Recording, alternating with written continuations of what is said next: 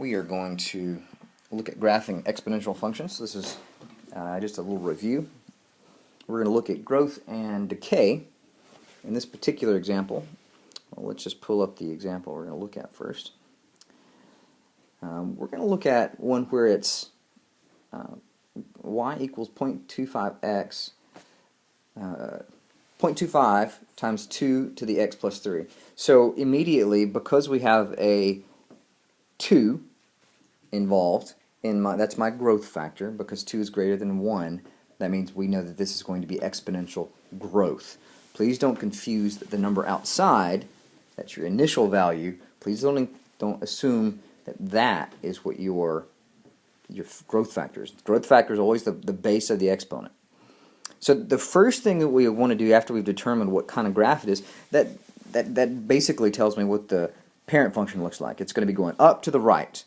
If it were decay, it would be going down to the right. And so we can go ahead and, to me, rather than having to justify a left 3 and a shrink by 1/4, I had rather not do it that way. That to me seems a little bit more difficult. What we're going to do is we're going to go ahead, we're going to write out the parent function. If you look at the parent function, you've got 0.25 times 2 to the x. Because I know that the plus 3 is going to just shift everything to the left 3. What that means is I can just subtract 3 from all of my x values and keep all the y's the same. So we go ahead and finish out my parent graph. This is my parent. I basically just plugged in my x's into the equation and got out the y value. So -1 gave me 1/8, 0 gave me 1/4, 1 gave me 1/2, and 2 gave me 1. And so if we go ahead and let me mark out my values. What we're going to do next is we're going to go ahead and create the same values, or we're going to plot the same points, but we're going to go ahead and shift those points. So I'm going to take the 4 points that I had to start with, and I'm going to shift those to the left 3 times based on what we have written. And so if we do that, that's what we get here. Now I'm going to graph both functions just so you can see the transformation. And as you can see there, I've colored in the first one as blue. And this is, I'm going to go ahead and mark those points off and then graph that function. And you can see here that that's the, quote, it's not technically a parent graph, but it's where I started. And so if I graph the other one, go ahead, and I went ahead and added that 0.02 in there because I really wanted to know where does it go through the y-axis. Remember, that's one of those points that we're going to ask you for. Where does the graph cross through the y-axis? What are the intercepts? In both examples, because there's no vertical shift, I can tell you that my horizontal asymptote was 0, and that's obvious in both of the red and the blue graphs. If we talk about domain and range, the domain, and this goes for most exponential functions, the domain is all real numbers. The range for this particular one, in both of the parent graph that I used and the actual graph in red, both the range is all real numbers greater than 0. Not equal to, because that asymptote is on 0. So it's every y value greater than 0. If you're using interval notation, it would be 0 with a parentheses, comma, positive infinity also with a parentheses. And that's your example for graphing a exponential function, an exponential growth function with just a horizontal shift. Let's look at the next page. What we're going to do is, let me back up a little bit. We're going to look at an equation like this. This basically is exponential decay. We know it's decay because it has 0.8 as its base. That tells me that there is a value less than 1 raised to the x power. So here, that is exactly why it's an exponential decay function. We have a vertical shift of down 3. And so I'm going to graph a couple of points from the original. I'm going to shift those down 3 by changing their y values, plot those, and then we'll have our graph completed.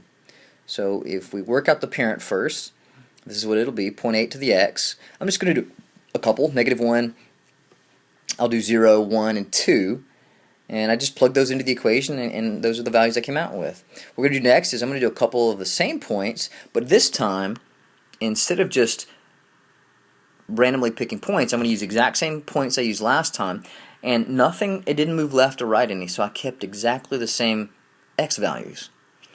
Okay, and -3 allows me to subtract 3 from all the y values, so I just went ahead and subtracted 3 from all those different y values.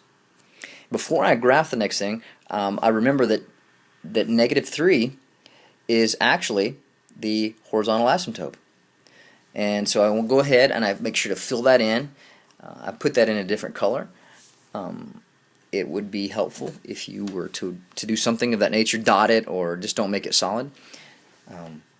That lets me know that I can't go beyond that line. So when I go to draw my equation, if somehow I get a value that's below that line, then I know that I've got a mistake. If I go ahead and just plot those points, I'll plot a couple here, and I notice real quickly that that really doesn't help me a whole lot. It almost looks like it's going to end up being straight. And so I'm going to go ahead and plug in a few more points just to make it look a little bit better. I plugged in -3 and -5. What I really was looking to do was to get the y value positive. It doesn't actually cross the x-axis at a whole number, and so I just went ahead and plotted that point right there, and now I can see the little bit of curvature that this graph is going to come out through, and that's how you're going to get your exponential decay function. It's the same technique. You don't even really have to know that it's decay or growth. You just plot the points. Because you know what the basic function looks like, then you can simply connect the dots, making sure to be aware of that asymptote, and you're good to go. Domain here, all real numbers. That hasn't changed. The y value, or the asymptote, has changed, so my range is going to be different. The range is going to be all real numbers greater than 3. Or if you're writing in interval notation, it would be parentheses -3, comma, positive infinity.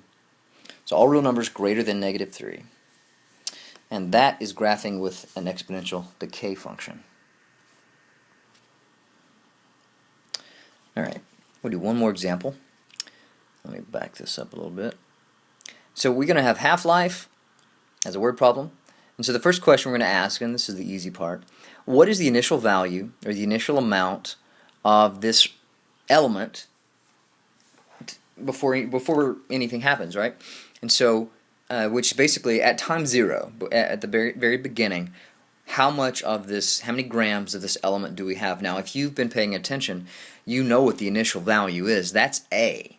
I mean, you're looking at it right there in front of B to the x, right? And so, before I even plug in the 0 for t, I know that it's going to be 10. But just to be safe, we're going to go ahead and plug that in. And we will find out that it actually is 10 grams. And so, piece of cake. Next part, a little bit more complicated. Could be real complicated if you're not really careful. This is how many years until 2.5 grams are left. Well, if you know how half-life works, you know that for every, whatever the half-life is, this is 1600 years, so for every 1600 years that passes, half of the amount decays, or it goes away. And so if I had 10 grams to start with, at 1600 years later, then I would have half the amount that I started with. So if I had 10 to start with, 1600 years pass, that means I'm going to have 5 grams left. And so what we can do is, if we plug it into the equation, it looks like this. And later on in this chapter, we'll actually talk about ways on how to, well, not that far. We'll talk about ways how to actually solve an equation like this. How do we go through and solve using logarithms and things like that? But we're not quite there yet. So what we're going to do first is we're going to actually make a table of values. 2.5 is half of 5. So this is going to be a perfect multiple of 1600. If we just kind of keep going, we'll plot these values in, and we're going to have at 0, I have 10 grams. At 1600, I've got 5 grams. At 3200, which is the next 1600, I have half of what I had before, which is 2.5 grams. Which is, at this point, we're really done with the answer. But let's go ahead and graph this, since that's kind of how we started this. So I went ahead and made a graph, 2, 4, 6, 8, 10 on the y-axis, and I went up by 500s on the x-axis because we had to get up to 3200 pretty quickly. I didn't want to make the chart really big. And so I plotted the 3 points that I had, and you can clearly see that exponential decay value occur, and there you have it. That is your graph. Although in this particular problem, you didn't need the graph. You had your answer right here at 3200 just by thinking about it and going down using your half-life. And those are the basic elements that we've talked about in this chapter. We've talked about graphing. We've talked about exponential decay, exponential growth. We've talked about half-life. We've also talked about looking at the graph and writing the equation, or not. I'm not sure if y'all did that or not. But here's some of the most basic ones. Review the tutorial if you need to. Otherwise, that's it.